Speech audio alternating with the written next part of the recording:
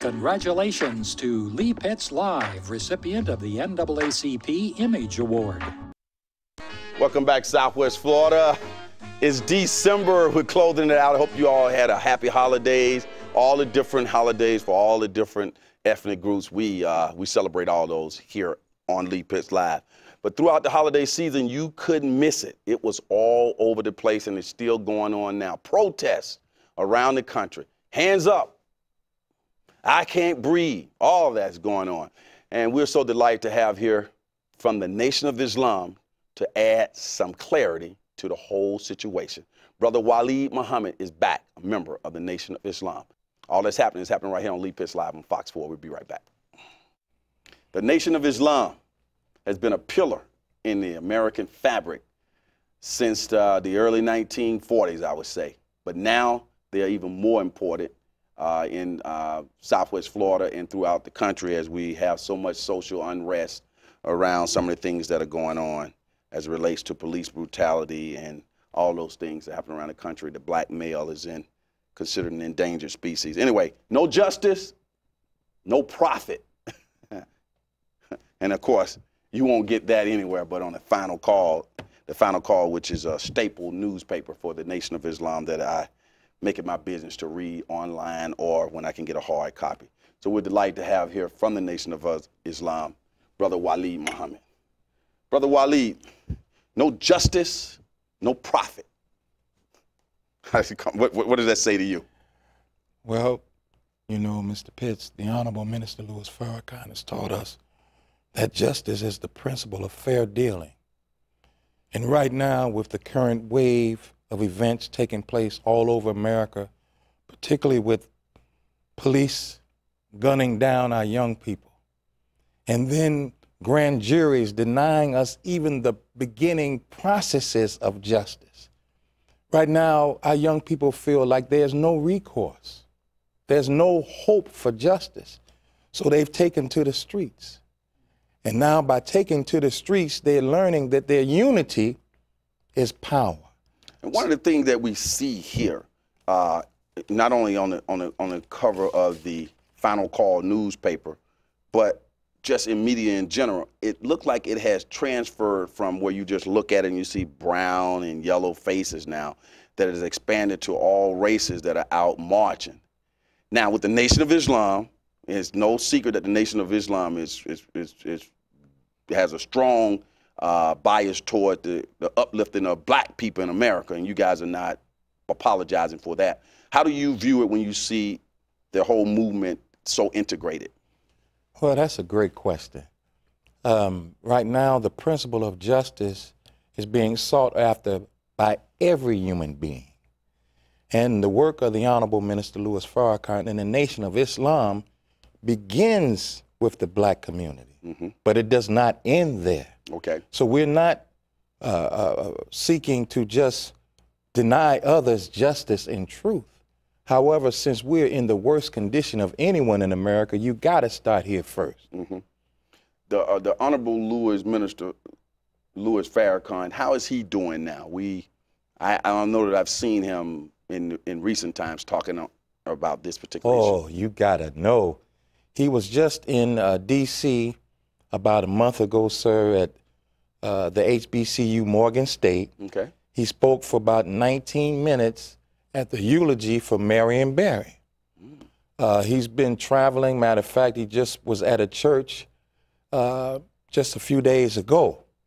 So though he's very near 82 years of age, he says that the condition of our people is so dire that he has to do all that he can to get the message of truth, self-knowledge, self-reliance, and self-respect out to our people. What is his clear and concise view about the situation? Mike Brown, Eric Garner, the kid Tamir, who had the gun and the police pulled right up with the toy gun, and situation throughout the United States as it relates to the killing of black people. Well, Mr. Pitts, unfortunately, police departments across the country, it seems as though they have been given a signal that it's okay. And as the young people are protesting, saying Black Lives Matter, well, what they're saying, the police appear to say, is that Black lives do not matter. So you're having these killings, and what is so terrible is that even in the courts of law, we're not getting any semblance of justice. The federal government, we have a president that looks like us, and he'll speak to us, but he won't speak to the police. How is it? That seems to be a little heavy-handed. You know, he should be speaking since you're from us. It wouldn't hurt to represent interest in your own self and kind. Why are you there since we were a great majority of your base? So it seems as though the police, and I'm not saying all, Mr. Let's go back, though. Let's go back to the President Barack Obama. Are you saying that he is not doing enough? I want to make sure we're clear on that. In this paper that you held up, every week, the Honorable Minister Louis Farrakhan prints what we call the Muslim program. What the Muslims want, what the Muslims believe. Point number 6 of what the Muslims want is that we want an end to police brutality. We want the federal government to step in and ensure that justice is given to us.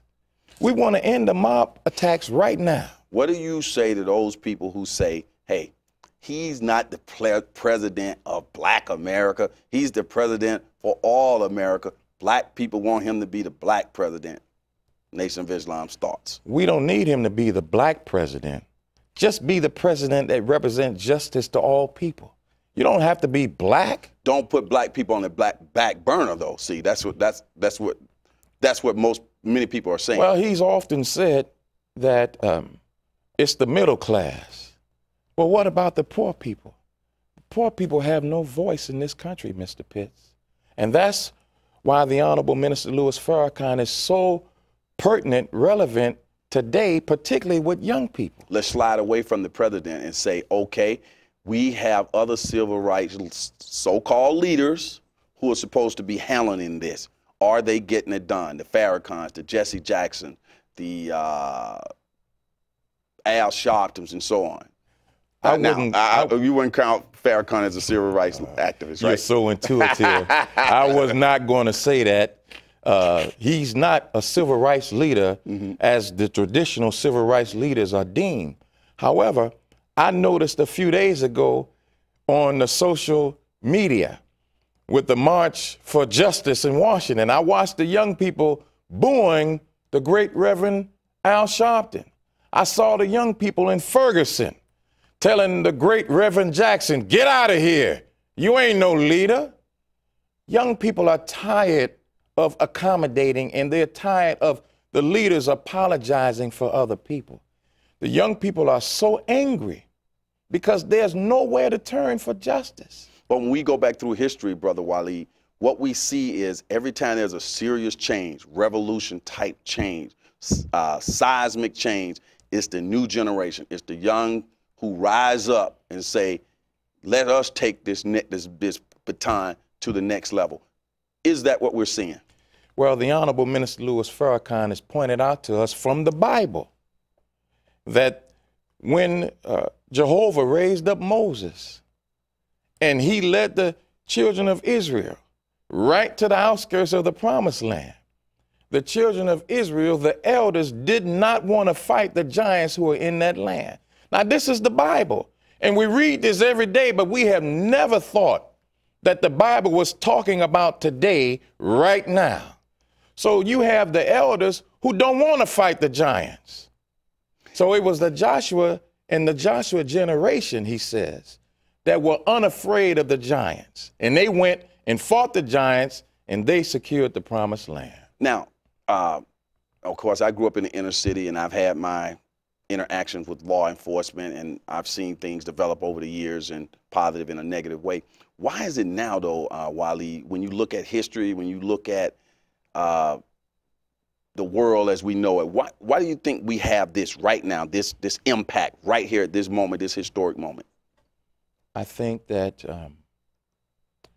right now our people have been deemed something that you can cast aside.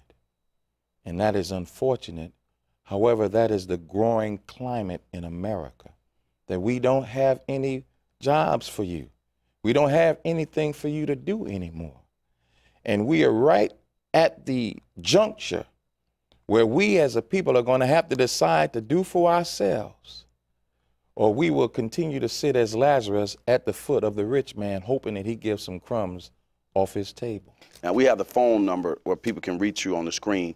This final call, would you say that this is, if you want to be aware, if you want to be educated, you want to know what's going on, this should be the starting point for all your reading? I would say this with deep humility, that we have learned that you cannot count on the media, the established media, to convey the truth of the hurt and pain, not just of our people, but of other people. Big business owns media. They dictate the advertising dollars and therefore determine what's printed, what's said, what's viewed. The final call, published by the Honorable Minister Louis Farrakhan, is an independent news source. He's not afraid to take on the tough topics, the tough subjects. And I would say to all who watch your show, all 750,000 households, that they should have a subscription to that paper if you really want to know what's going on and you really want to get away from the bias and the slant of the media. Because if you look at social media, I mean, when it's happening, they got it. It's popping right up. Mm-hmm. Well, it's popping right up every week in this paper. And I would say to all, you need a subscription that comes to your home every week from the Honorable Minister Louis Farrakhan. Excellent. Brother Wali, as the saying goes with this particular show, for those who say it can't be done, they're usually interrupted by those like you and all the members of the Nation of Islam. Assalamu alaikum. Wa alaikum salam, sir. Let's bump you out.